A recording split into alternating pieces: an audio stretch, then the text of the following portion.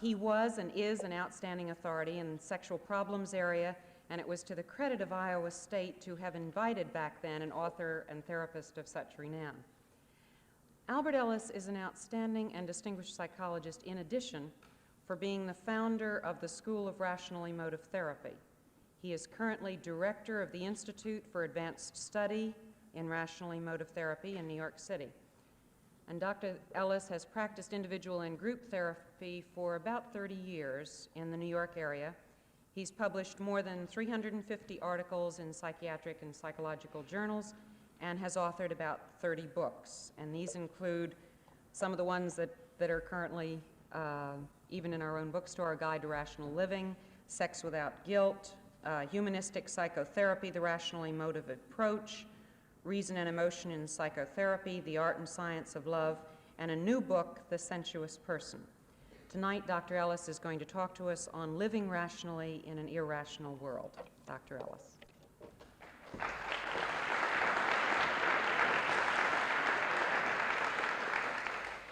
Thank you, Marianne.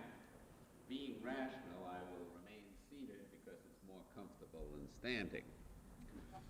I'm going to talk to you about living rationally in an irrational world tonight, and I could have spent 5 or 6 or 10 hours telling you how irrational the world is. Of course, I could get you to read the front page of any newspaper any morning, and then that would briefen my talk. But I'll start off by at least quite concisely telling you, or mentioning, because it would take so long to really tell you about, all the various irrationalities in the world, and then try to inform you how you could, in spite of these irrationalities, and hardly because of them, live rationally. I'm going to mention them briefly and not give you the evidence, but I think you can do a little thinking about them and see what some of the evidence is. Today, and I'm not talking about the past, because many years ago I wrote a manuscript which never got published called A History of the Dark Ages, the 20th Century. I think that the 20th century is really darker in many respects than the other centuries, because not only do we have the same kinds of things going on today, but theoretically we know how to abolish these things. In the old days, for example, one of the evils was that if you got ill, you went to a barber, not a physician, but a barber, and he drew blood from you. Well, you can see that that didn't help you very much get better. In fact, you were lucky to survive the barber if you didn't survive your illness.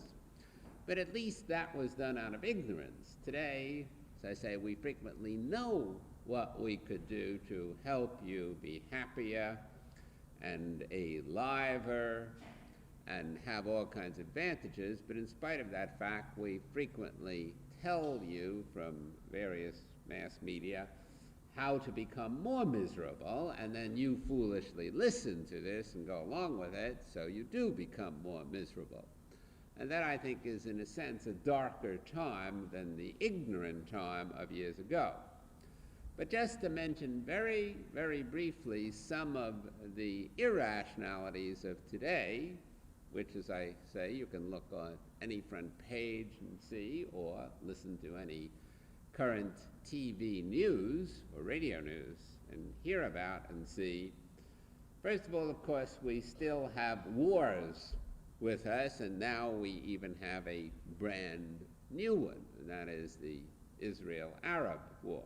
But in the last 5 years, if we were to add up the number of wars that exist, it would come to probably at least a dozen wars. And then we have a great deal of warring or warlike activity which doesn't technically go under the heading of war. We have a great deal of violence, for example.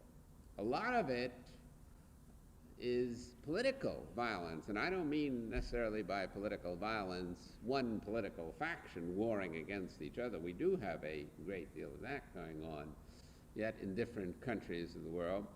But we have actually political suppression violence.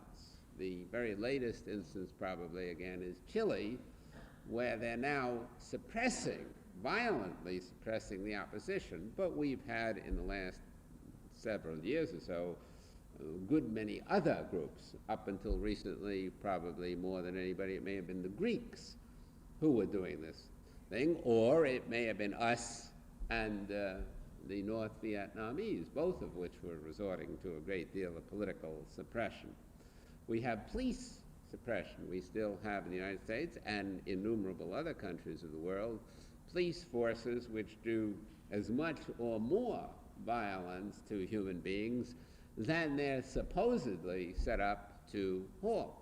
Presumably they're against violence, and that's why we have these police forces, but they do a great deal of violence in their own right. Then there was an article just in the New York Times a few weeks ago on the opposite editorial page on guerrilla warfare. Many peoples very recently and right now at the present are engaging in guerrilla warfare. One of the examples of this, for example, is what's happening in Ireland for years and years now. I don't even remember how many years the guerrilla warfare is going on in Ireland, but it goes on, it still goes on, and there's no end to it, apparently. And in many other parts of the world, we either have guerrilla warfare, as was recently true among the Arabs and the Israeli, and now it has broken out into overt warfare, which you might say is a little more honest form of the same thing. In many so-called civilized parts of the world, such as New York City, which ostensibly is a civilized region, I live there, so I don't think it's that civilized, we have a great deal of other kinds of violence, such as murder and rape and armed robbery and all kinds of things like that, which again have been going on for about time immemorial. Now, in the non-violent political field, we have lots of other things going on, such as recently, and again up to the present, the Watergate business, which hardly is very ethical and moral and noble, but does go on apace.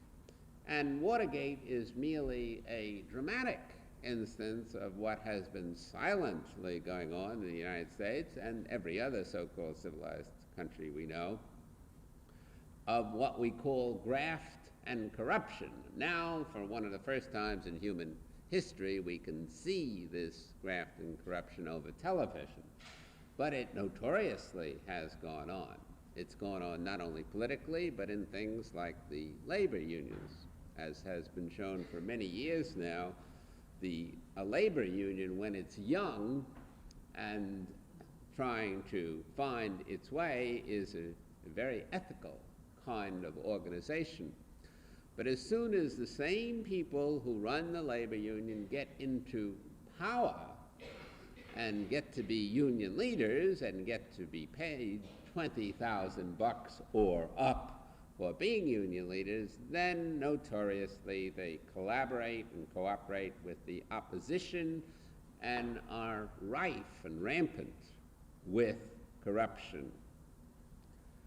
We have, as again is more recently in the headlines, but has been going on in a quiet way for probably at least the last century, a great deal of ecological neglect and what we now call pollution.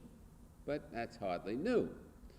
We have one of the most harmful of human affairs, and that is population explosion. In the long run, things like population explosion will probably do much more harm than some of even the political and overt violence that I mentioned before, because as soon as you have overpopulation in the United States, and we're getting somewhat closer to it in the United States if we don't do a little more about the explosion, you have all kinds of evils, including, of course, in large parts of the world, such as India and China, abject poverty, because we still foolishly believe that just because you're alive and just because you're married and just because you can biologically procreate and just because you believe that you would be a great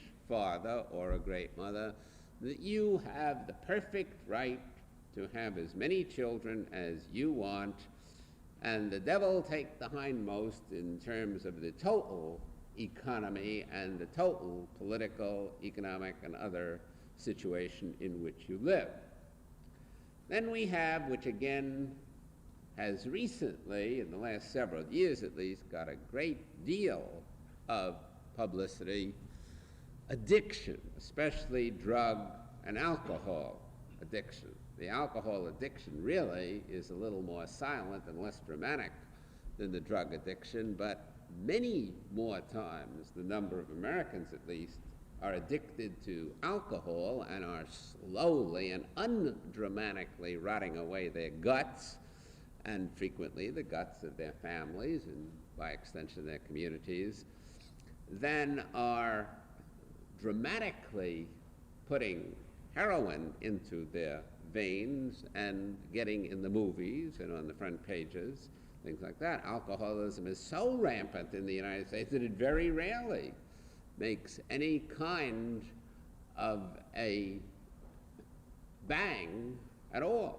Just like the same thing goes in the other area where we kill something like 60,000 people a year by automobiles and about 300 a year by airplanes, and yet you practically never see anything about automobile accidents. I read the New York Times every day, and I hardly remember the last time I read about an automobile accident, even on page 88 in the New York Times, unless there's something very dramatic and 18 people get killed in a chain of automobile accidents. They don't even put it in the papers anymore because it's considered par for the course. This is the natural course of events. While airplane accidents are much more dramatic, and therefore they'll frequently be on the front page, even though maybe only 20 or 30 people died that day in airplane accidents, as against the hundreds that take place in automobiles. So drug and alcohol addiction, but especially drug addiction, is very dramatic, and we act as if this is new, that in the past no great number of people ever were addicted, and now in the last 10 years we have such an influx, and these nasty addicts not only take the damned heroin, but they rob and they assault and they do other things to get the heroin, and therefore we get upset about this. Actually, as far as I can tell, there is virtually no group that's ever existed, and I won't say there is no, but there's virtually no, which hasn't been abysmally addicted to something or other. Because although heroin, even today, aren't that many people addicted to it, and although something like pot is not normally considered addictive, maybe psychologically addictive, but isn't physiologically addictive, if you go through the history of humanity, you find that most of the groups that we've known, civilized and uncivilized, have been addicted to betel nut, to cocaine, to alcohol again, to morphine, to whatever the hell they were able to be addicted to. And that this doesn't include thousands of people, this includes millions upon millions of people all over the universe. That addiction of some kind or other is the normal kind of human process, and it's an unusual person or an unusual group of persons which isn't addicted to some kind of narcotic or depressant, or today we have the other thing, which is a very legal kind of addiction. I think fortunately we're going to make it more illegal soon, but it's very legal today. And again, we have millions of people who are addicted to tranquilizers or antidepressants, which is sort of the modern kind of dope and is much more respectable in our society than marijuana or even alcohol or something like that. But the addictive process is a natural, I won't call it a normal or healthy, but it's a natural, statistically normal process that has existed from time immemorial. Now let me again briefly go through some of the other. I don't know if I'll ever be able to get through all of these, there are so many of them. We have in the United States and in most other countries an enormous amount of child abuse, not to mention bad child rearing, but by child abuse we mean that parents literally abuse, beat, and in hundreds of cases every year, probably thousands in the United States, kill their children by abusing them physically.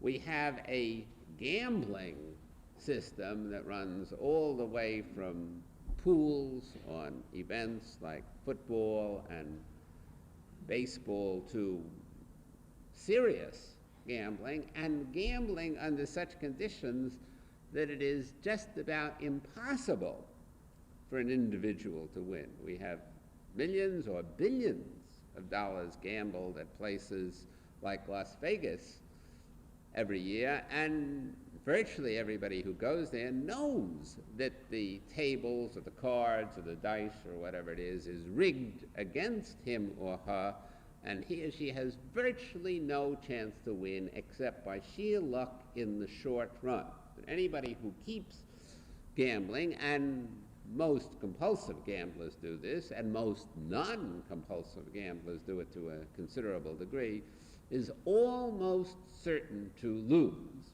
And yet, in the United States, a so-called civilized country, we have an enormous amount of foolish gambling. We have an educational system, which maybe once was a reasonably good educational system in various cities and hamlets of the United States, but it has so many abuses today that many books have already been written, and lots of people doubtless will write more books on this educational system, how it doesn't really educate to a large degree, how it gives people a lot of what they do not want, how it has basic assumptions, how it is quite prejudiced in the various peoples or ethnic groups that it differentially educates, and does all kinds of things along that line.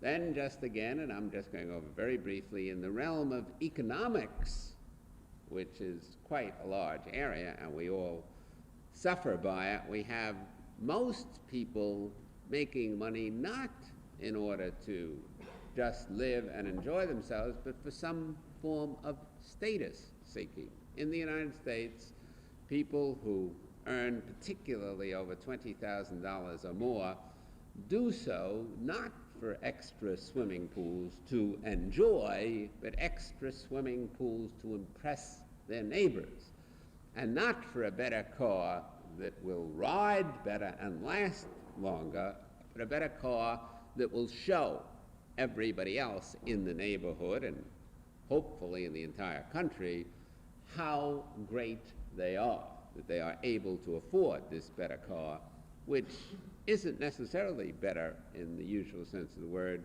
but has a greater reputation, as Cadillac, for example, will even advertise. They don't advertise so much that theirs is a superior car in craftsmanship and ability and things like that. Maybe it is, but that's not their line. But if you buy a Cadillac, people will look up to you and respect you. And that's the main reason to buy them. And again, in economics, if you look down the list of the things we spend money on in the United States, you find that we still as of today, 1973, spend more money on greeting cards than we do on medical research. Of course, it's very important that everybody get a greeting card several times a year, and the fact that we neglect medical research is, of course, very unimportant.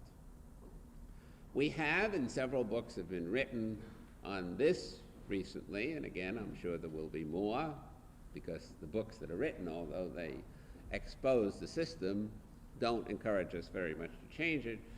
We have public rituals which take enormous amounts of time and effort and money, and which do very little amounts of what would be called real social or individual good. A book was recently written on weddings, showing the great amounts of money which poor people or lower middle class people tend to spend on the weddings of their daughters or sons.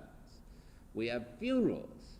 Of all the silly things to spend a lot of money on, I think a funeral is probably about the most silly, though I'm sure it has various other competing fields.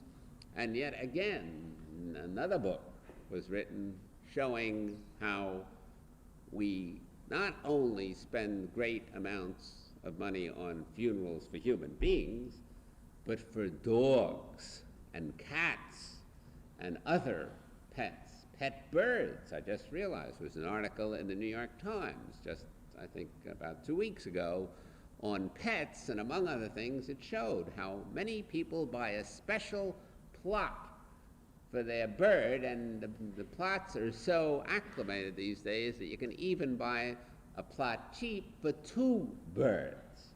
This is the kind of thing that we frequently do. We still have an enormous amount of superstitiousness in this most educated, probably most educated country in the world. Innumerable people believe in rabbit's feet, throwing salt over your shoulder and knocking wood, etc., and routinely go through these things, though pretty obviously there's no sense to them.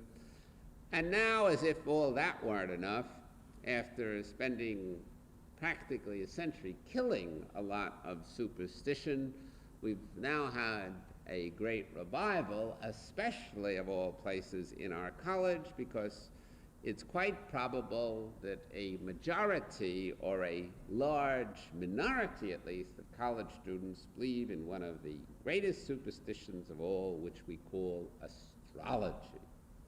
There is zero evidence that the stars have any damned influence over anything in the universe, except things like the tides, which very indirectly can affect us. But innumerable people ask you whether you're a Taurus or a Libra or anything when they meet you, as if that made any difference. And these people tend to be on the college level, and as I said at a workshop I gave here today, they avidly read books and columns about astrology in practically every major newspaper in the United States. They read these columns, a lot of which are written by my nutty clients who know nothing about astrology but were assigned to write these by their editors.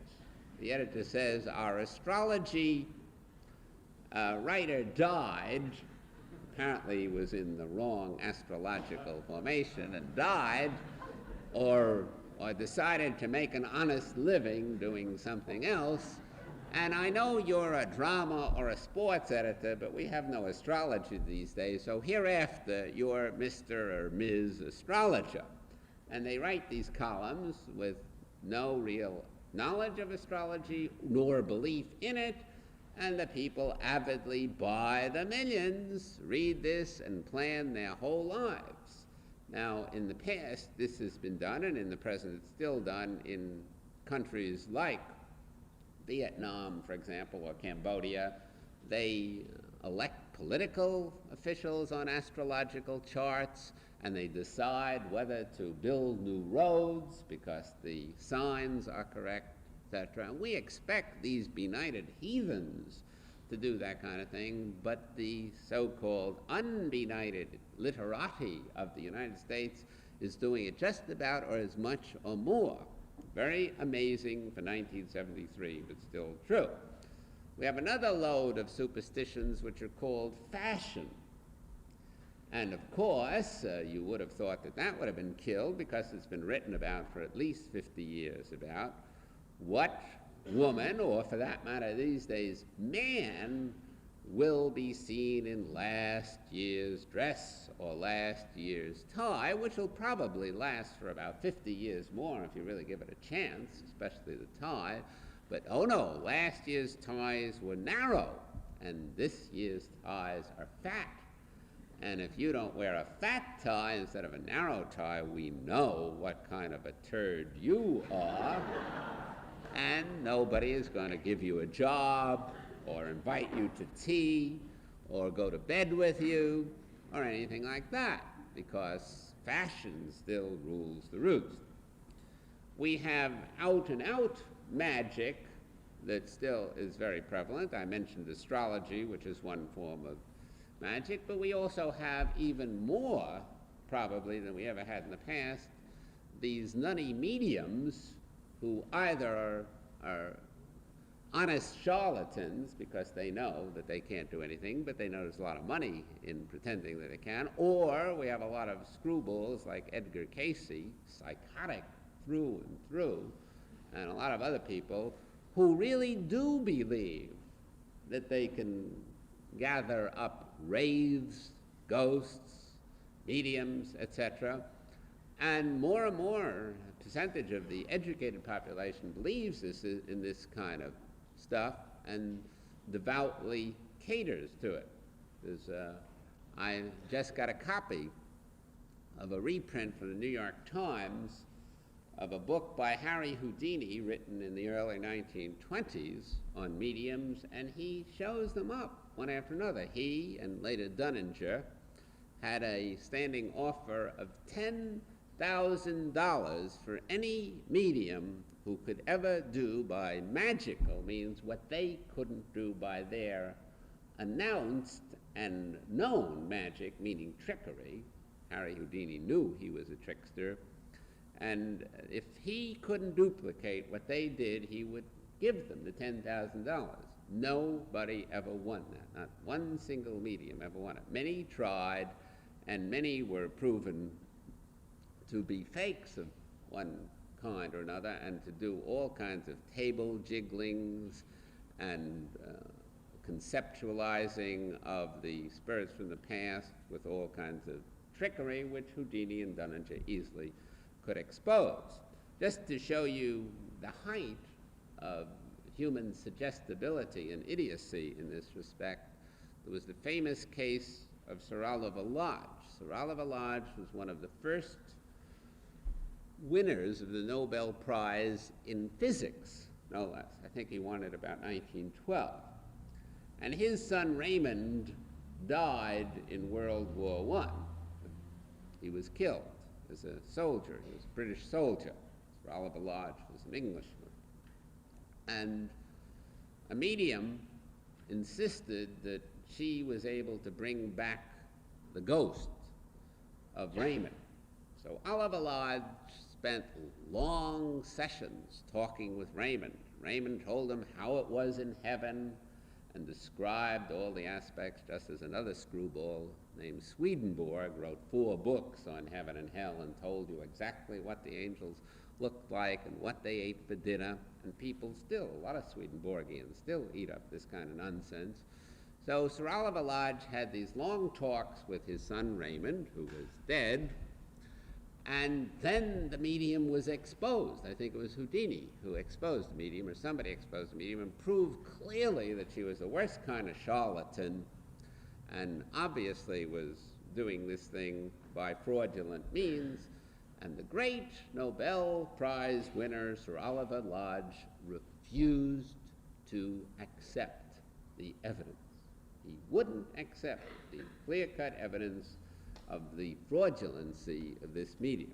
People believe what they want to believe.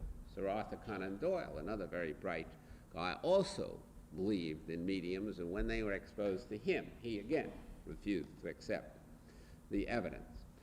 So we have that kind of thing. Another aspect, which again I'll mention very briefly, is that of habits.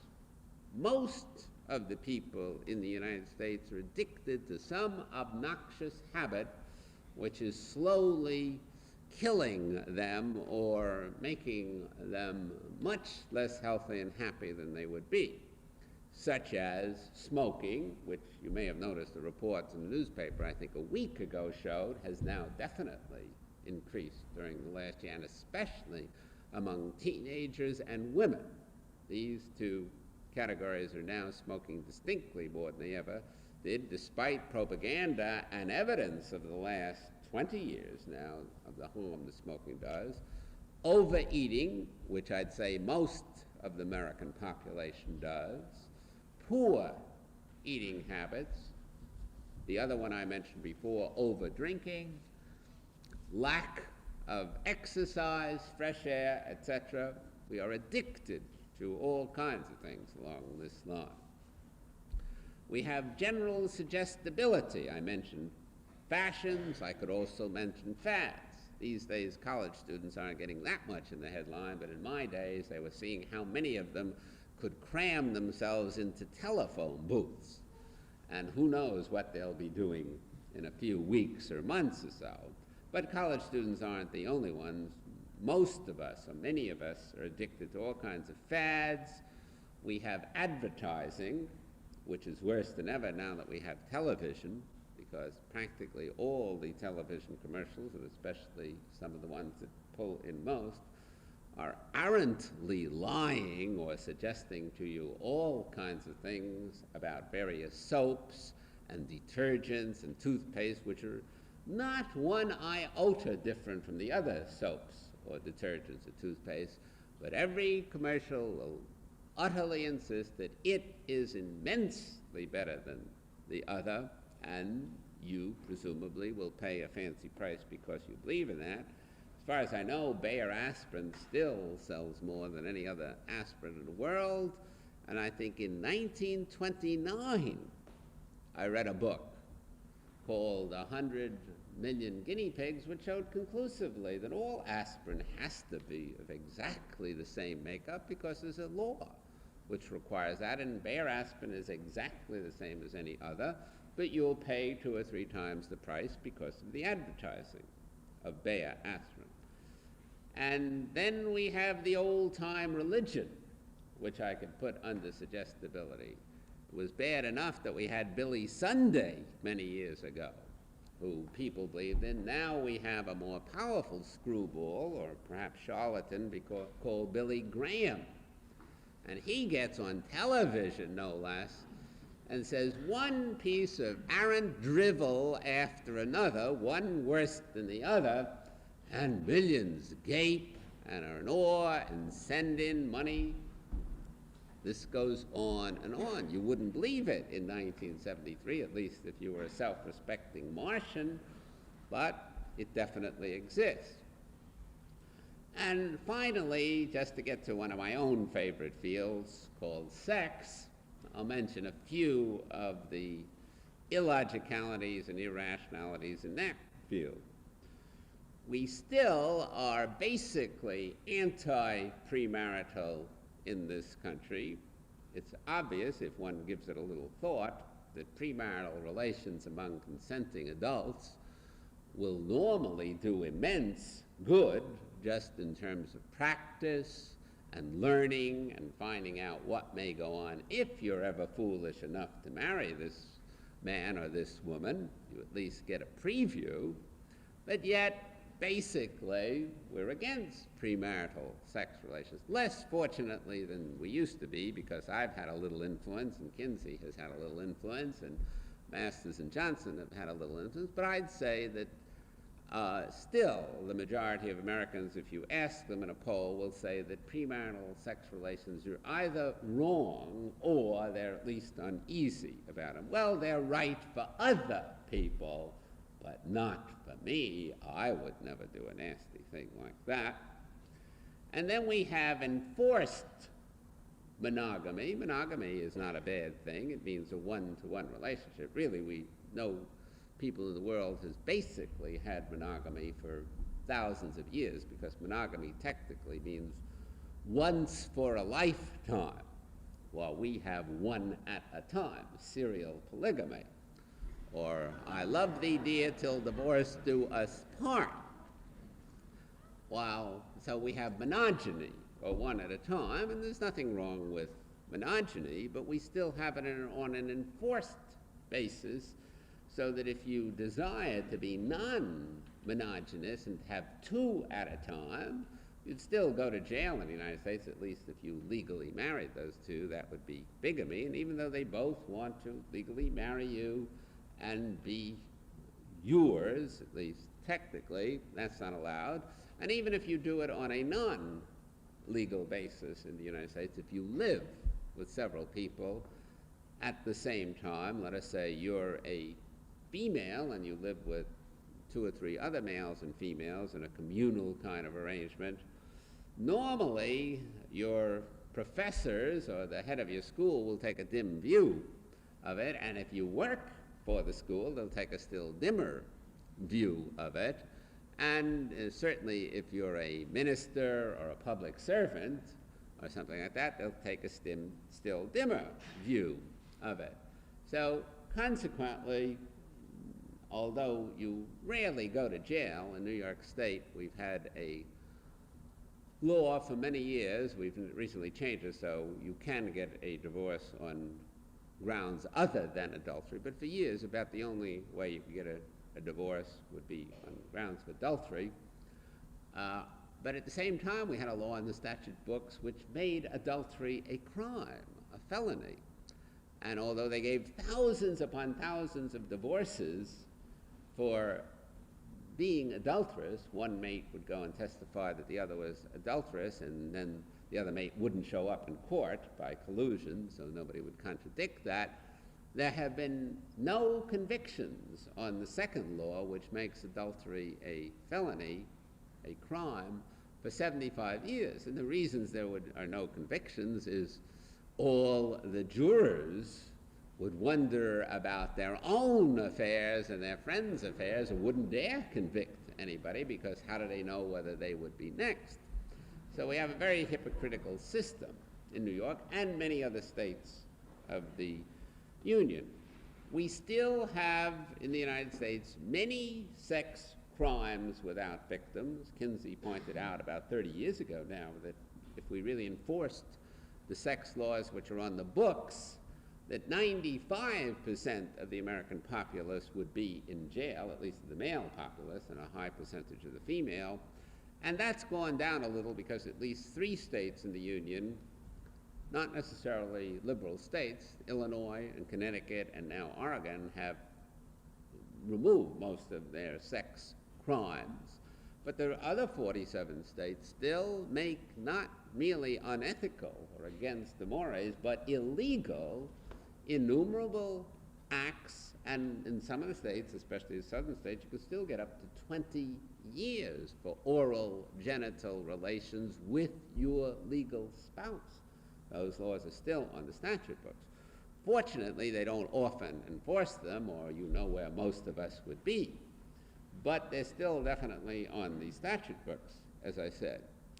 And we still have sexism, as Women's Lib will correctly tell you. We still have innumerable mores and laws which are against women. We don't have it quite as much as we used to, and we're gradually whittling it away, but innumerable women in the United States do exactly the same job as a male and are not getting paid equal rates. And there are all kinds of other discriminations against women, and we still have the double standard of morality, not again as badly as we used to, but if a male is highly promiscuous in these United States, normally he gets accolades from his friends. Oh, Joe, how do you get away with that? I wish I could be as promiscuous as you. Well, very few females would be equally applauded for even much lesser degrees of sexual non-discriminateness. So we still have a distinct double standard, though it's improving to some degree. And finally, we have sex censorship. And again, not so many weeks ago, of all places, the U.S. Supreme Court, which had gradually becoming more liberal about sexual censorship and knocking down one law after another, now has accepted the very nutty doctrine that any local community, such as Keokuk, Iowa, where the majority of the citizens are puritanical enough to be against a film or a book or an article or a public talk, and I better stay out of Keokuk, Iowa, I guess, can rule that that presentation is legally obscene in its jurisdiction. And what's more, if somebody wants to get nasty, suppose you sell a sex book in the entire state of Iowa, and you sold 2 copies in, let us say, Keokuk, assuming they are puritanical there, I really don't know if they are, that they can prosecute you now in that jurisdiction and get you arrested, fined, maybe jailed, because the citizens of that jurisdiction decided to be puritanical, while the rest of the state of Iowa or any other state may not in the least be that puritanical. So now it's at the whim of a jurisdiction whether you are allowed to publish or circulate or distribute all kinds of sex materials, when we had been getting much liberal over the years in this respect. Well, as I said, I could go on and on and on and talk about all the irrationalities of our society, and again, of practically any society that's ever existed, because this is a historical phenomenon and it's a non or an acultural phenomenon. There is no group in human history that I have ever heard of which hasn't been, in many respects, devoutly superstitious, devoutly faddish, utterly believing, or almost utterly believing, in all these kinds of things which I have listed. A lot of them are worse than others, and some have one set of superstitions and not another, but then the other one has a different set of superstitions. This is almost the human condition. Now the problem is, what can you do about it? Let's assume I'm correct, and let's assume that all these inanities, insanities, irrationalities, illogicalities exist. Let's just assume that.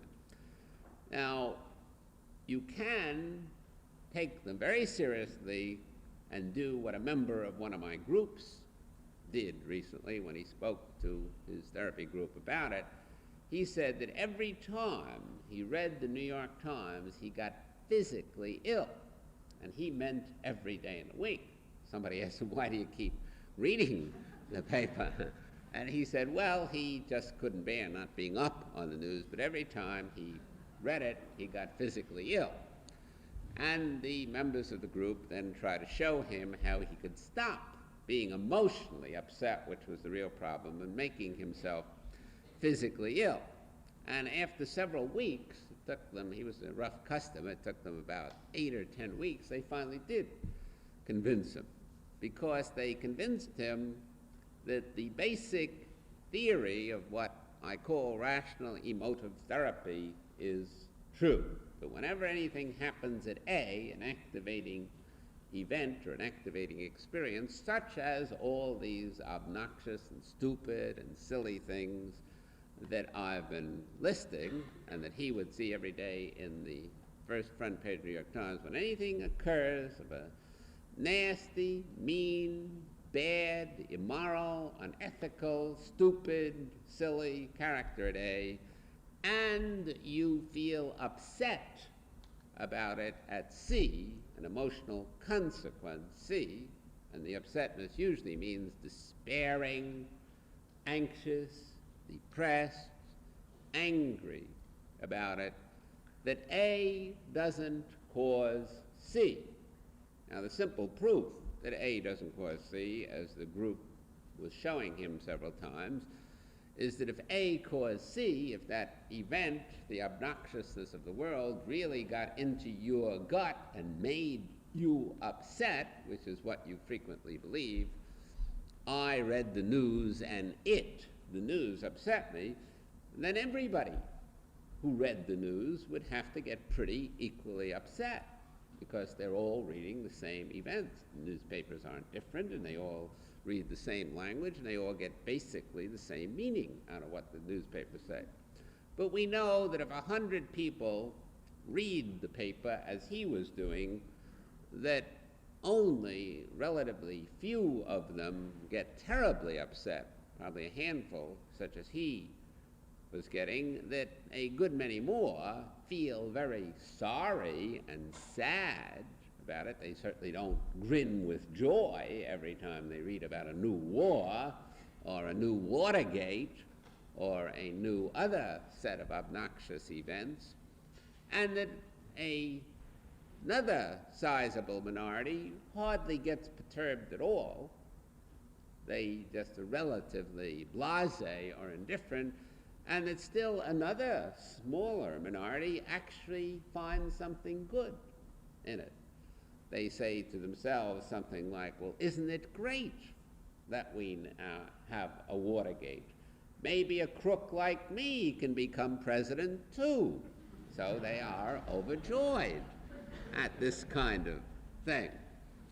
So if this is so, if 100 people do not all react similarly to the same obnoxious event, it's very unlikely that the event caused the upsetness of a few, like this individual. Now, what caused it is B. B is a belief system, and humans invariably have beliefs about anything that happens to them in the universe. Whatever occurs, they say, they believe, they conceive, they cognize certain things about it. And when you upset yourself about these unniceties of the world, as he was doing, you say first the same set of beliefs, which usually are, most people say, I don't like it, I wish it weren't so, what a real pain in the neck this is, I would like to do something about it, and if I can't, since frequently you can't very well go change the universe that rapidly, you might join a political party, but you might not be able to, or it might be ineffectual. If I can't, then it's still unfortunate and bad, but I guess I'll gracefully lump what I don't like. And when they stick to that sensible set of beliefs, they feel sorry, they feel frustrated, they feel annoyed, they feel irritated, but not truly emotionally upset. Now, in order to get upset or to make themselves upset, they go on to a magical set of beliefs. They don't realize that they're believers in magic, but all human beings, practically, about 98 or 99%, are devout believers in magic.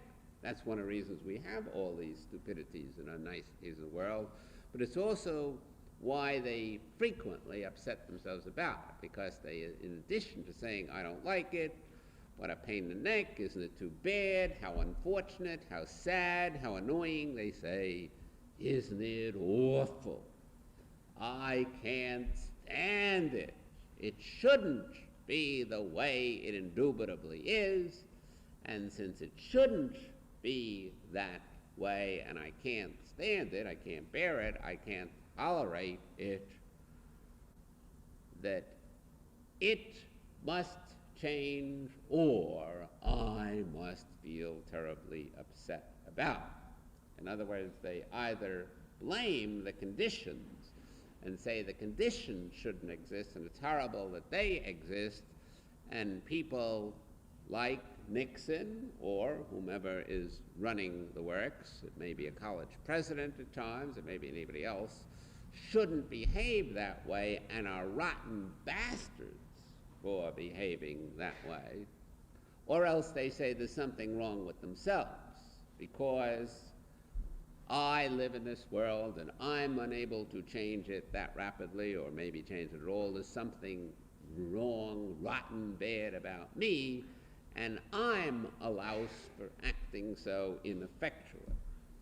Now, these are magical beliefs. The reason that they're magic is that when they say a thing is awful or horrible or terrible, they don't mean it's very bad, because if they just said it's very bad, they could still stick to, okay, so it's very bad, I don't like it, but I can't change it right now, or maybe I can change it, I'll work at changing it. That's the way the world is. Crummy. But as soon as they say it's awful, they mean it's more than bad. It shouldn't be bad. There's an absolute law of the universe that says that what exists obnoxiously shouldn't exist. And of course there isn't such a law, because obviously if there was such a law, it couldn't exist. So they believe in magic. And when they say, I can't stand this set of events that exist, again, they're talking drivel, because obviously they can stand it. They may not like it. They may not be as happy as they would be if it were not so. But they rarely die of the obnoxiousness of the universe. Even pollution takes many years to kill them, and so does their own cigarette smoking. So obviously they can stand it. And what they mean by I can't stand it is I can't bear this and be at all happy. But of course they can be somewhat happy or not that miserable if they choose so to be. The reason they're so miserable is because of their self-fulfilling prophecy. When they say I can't stand it and it still exists, then they make themselves very depressed, very anxious, very angry, very upset about it. So what most people do at B, after sanely concluding in their beliefs that I don't like it, I wish it weren't so, how obnoxious, let's see what I can do about it, and if I can't do anything about it, let's see how at least I can be happy in spite of it, not because of it. What they do is what I call awfulize. That's the main thing that human beings do. And awfulizing is another term for demanding or commanding.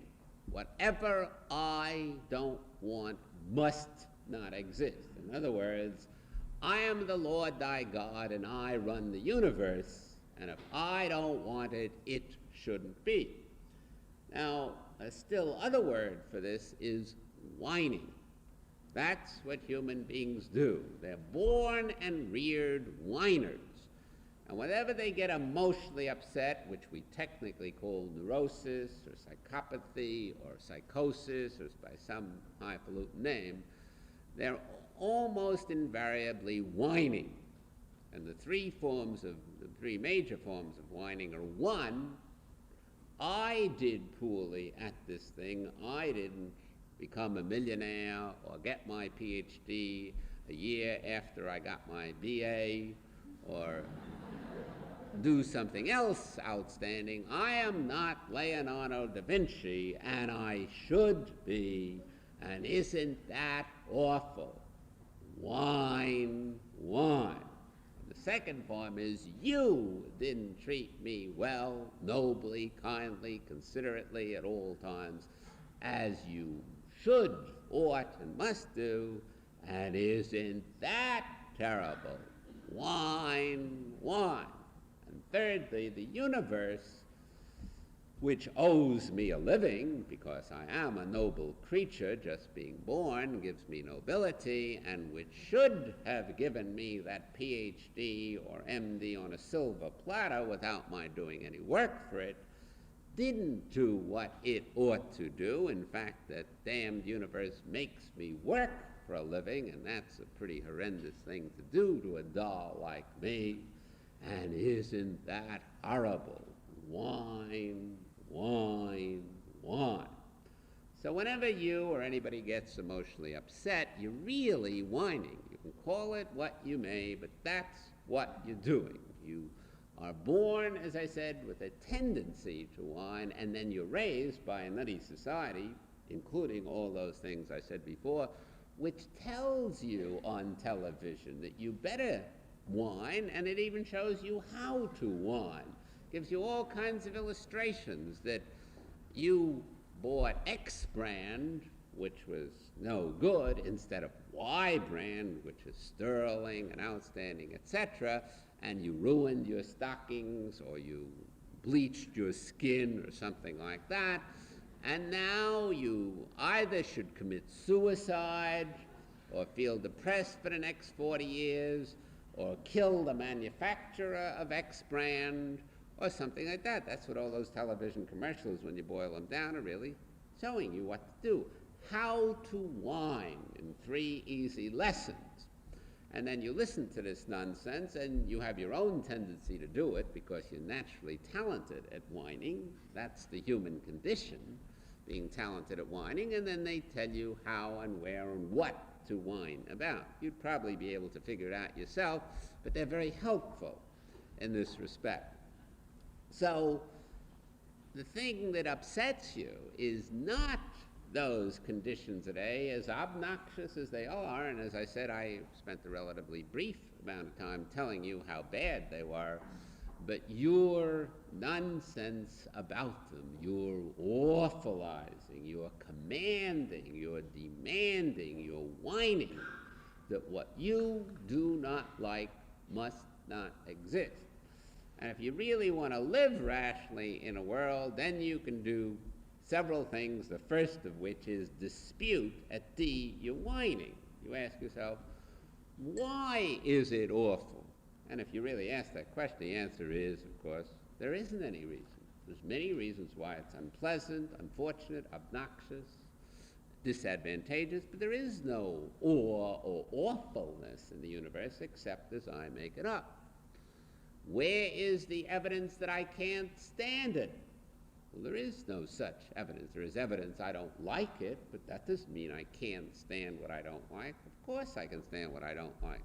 I can easily lead my life of quiet desperation for the next 90 years, no matter what exists I don't like, and being talented at that, I'll probably do so. And prove that it shouldn't occur, this thing that I don't like, that it must not exist because I don't like it. The answer is you can't prove it. There's no magic in the universe that anybody really has ascertained so far, and it would have to be sheer magic that you grandiosely, Jehovianly run that universe. And finally, where is the evidence, or why are those people, the Nixons of the world, or the dictators of the world, or my boss, or the president of my university, or my professor, where is the evidence that they are turds for acting turdily? And the answer is there's no such evidence. It's an arrant overgeneralization, even assuming that I can well establish their turdy behavior, and that's not very hard to establish because that's very common among human beings, by saying they are no good, they are lice, they are rats, they are vermin.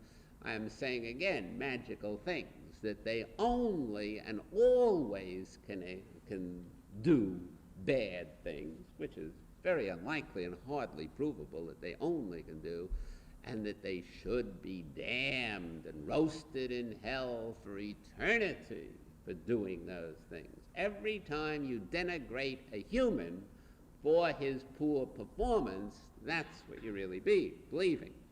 So you challenge your own nonsense at D until you give it up. More concretely, here are several other things you can do if you want to live happily in an utterly crummy and obnoxious world. I'm exaggerating when I say utterly. It's really only 90% crummy.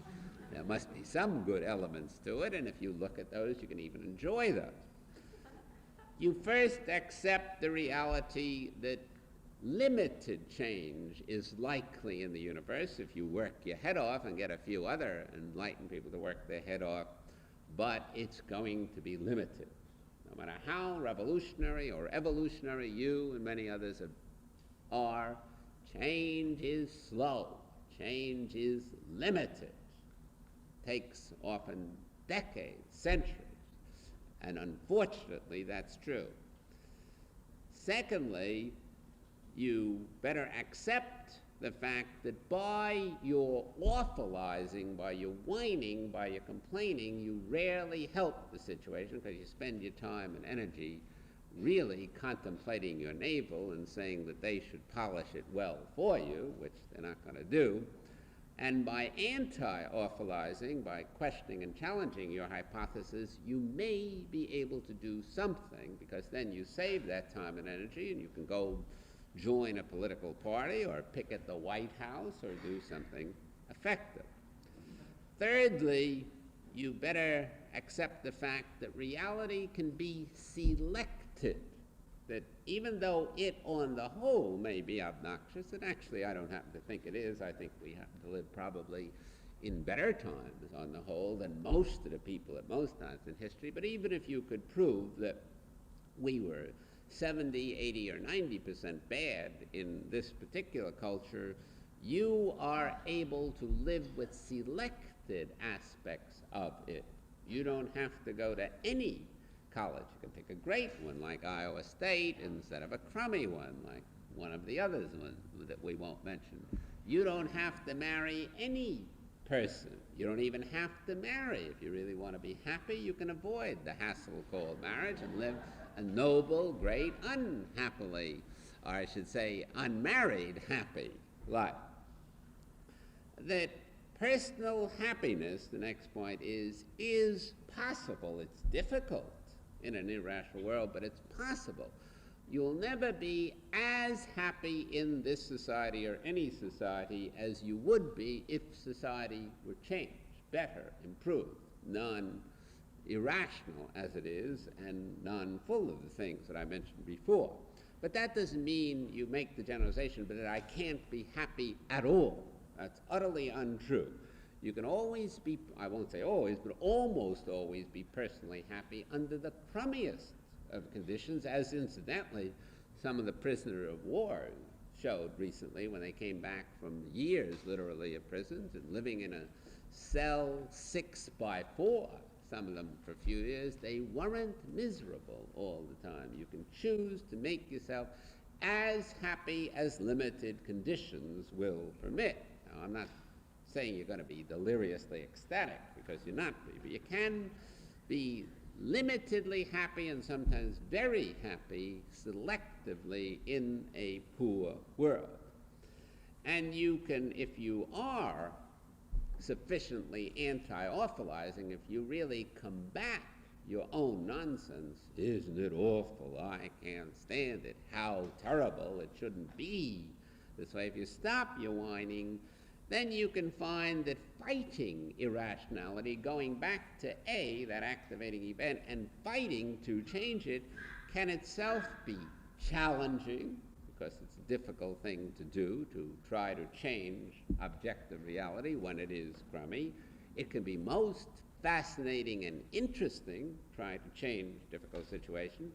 It can be very rewarding because you have a certain viewpoint that there better not be pollution, let us say, in the United States. Not that there should not be, there ought not be, there must not be. That's a silly absolute, but there better not be, and I am going to work for this goal of there better not be, or it would be far wiser, saner that overpopulation not exist. Therefore, I'm going to contribute to Planned Parenthood or join them or speak in their cause or write in their cause or something like that. You'll find that very rewarding. It'll give you a very much of a vital interest in life. And finally, you will find these things self-helping, because if you really work against A, when you've stopped, again, your awfulizing or your whining about it, you will find that in many respects you divert yourself from some of the unniceties in the world, because they do exist and they are unpleasant, and you become disciplined, which is usually one of the good things in life, and you make